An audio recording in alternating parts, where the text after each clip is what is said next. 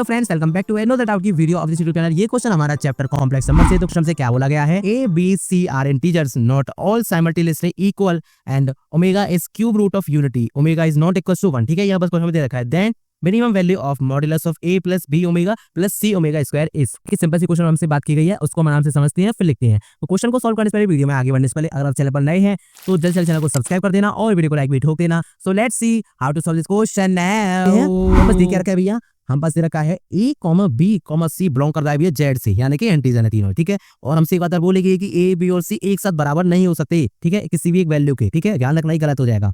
ये बस ये केस ही नहीं हो सकता। ओमेगा हमारे पास दे रखा है भैया, क्वेश्चन में स्पेशली बोला गया है क्यूब रूट ऑफ यूनिटी। जब तक आपको ये ना बोला जाए कोई भी एक टर्म, तब तक आप उसको यूज नहीं करना ओमेगा को, चाहे आप दिख रहा हो ओमेगा हो। ओमेगा बस W1 के बराबर नहीं होगा। ठीक है, अब देन हमसे बोला गया है भैया क्या, मॉड्यूलस ऑफ ए प्लस में बी ओमेगा प्लस में सी ओमेगा स्क्वायर, इसकी हमें मिनिमम वैल्यू निकालनी है। क्या निकालनी है? मिनिमम वैल्यू निकालनी है। ठीक है, क्लियर है? हाँ भैया बिल्कुल क्लियर है। तो देखिए सबसे पहली बात हमें पता है कि omega cube root of unity दे रखा है एज वी नो। हमें पता है भैया क्यूब रूट ऑफ यूनिटी अगर हमारे पास दे रखा है तो ओमेगा क्यूब क्या होता है? 1 होता है। ठीक है, और 1 प्लस में ओमेगा स्क्वायर प्लस में ओमेगा, ये बस 0 के बराबर होता है। ये दोनों चीज आपको ध्यान रखनी होंगी, आगे हमें जरूरत पड़ेगी। अब हमें निकालना क्या है, उसको आ जाते सीधे ए प्लस में बी ओमेगा प्लस में सी ओमेगा स्क्वायर। तो मॉडुलस निकालना था। हाँ भैया निकालना था। तो मैं यहाँ पर करता क्या हूँ, देखिए आपको यहाँ पर एक थोड़े से तिरगड़म लगानी पड़ेगी, आप इसको डर के नहीं निकाल पाओगे। तो आपको क्या करना होगा, आपको इस मॉडुलस है ना इसका आपको स्क्वायर करना होगा। अब स्क्वायर आपको करोगे तो देखिए पहला तो क्या हो जाएगा, ए प्लस में बी ओमेगा प्लस में सी ओमेगा स्क्वायर, ये तो एज इट इज हमने दिया। अब दूसरे में हम क्या कर रहे हैं, ए प्लस बी ओमेगा प्लस में सी ओमेगा स्क्वायर, इसलिए हम लगाएंगे पूरे में बार कॉन्जुगेट।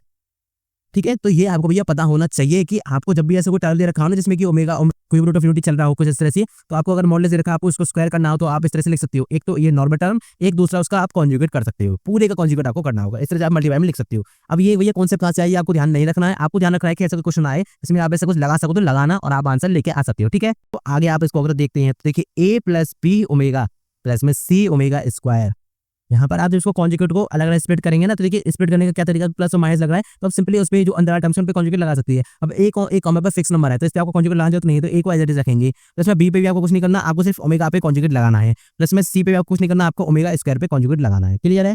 क्लियर है भैया? अगर आपको इतनी बात क्लियर हो रही है तो आप इसको आगे आप सॉल्व कर सकते हैं।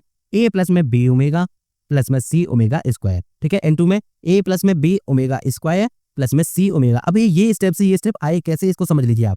अगर बस ओमेगा कॉन्जुगेट आपको ये पता होना चाहिए, नहीं पता तो ओमेगा कॉन्जुगेट होता है ओमेगा स्क्वायर के बराबर। ठीक है, अगर मैं इस पर डबल कॉन्जुगेट लगा देता हूं दोनों तरफ तो क्या होगा, ये तो ओमेगा स्क्वायर का कॉन्जुगेट हो जाएगा और कॉन्जुगेट से कॉन्जुगेट हट जाएगा तो बचेगा क्या, ओमेगा स्क्वायर का जो कॉन्जुगेट होगा ना वो ओमेगा ही हमें पास मिल जाएगा।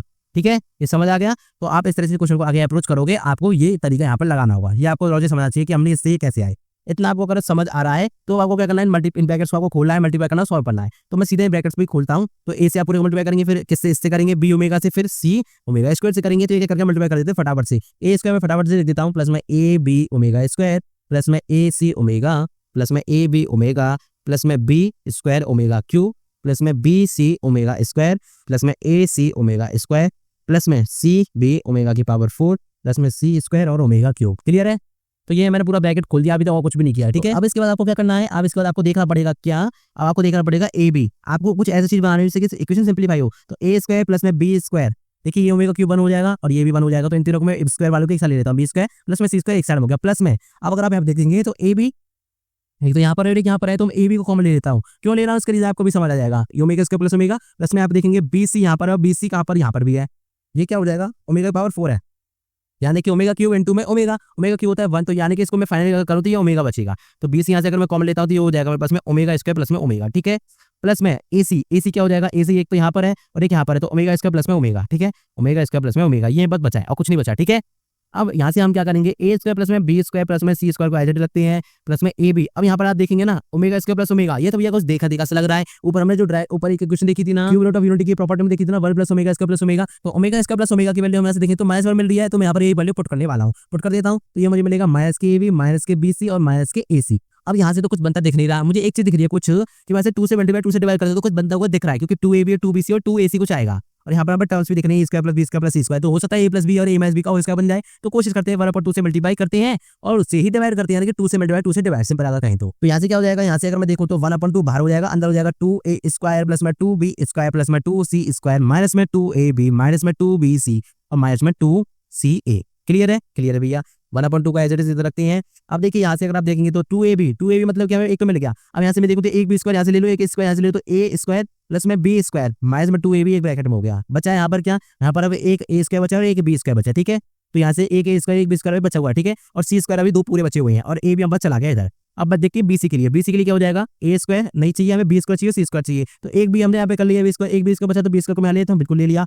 सी स्क्वायर में 2 है तो अभी मैं एक ले लेता हूँ, सी स्क्वायर यहाँ पे आ गया और माइनस के 2bc हो गया। तो ये भी यहाँ पास एक बन गया। प्लस में अब मेरे पास ए और सी चाहिए, मुझे एक ए स्क्वायर हमने यहाँ पर खर्च किया, एक अभी बचा हुआ है, तो ए स्क्वायर एक यहाँ पर आएगा प्लस में सी स्क्वायर और माइनस के 2ac। क्लियर हो गया, क्लियर हो गया। तो ये तो बस भैया क्या बन गई, इक्वेशंस बन गई, तो ए प्लस बी ए माइनस बी वाली सारी, ए माइनस बी माइनस सी और सी माइनस ए।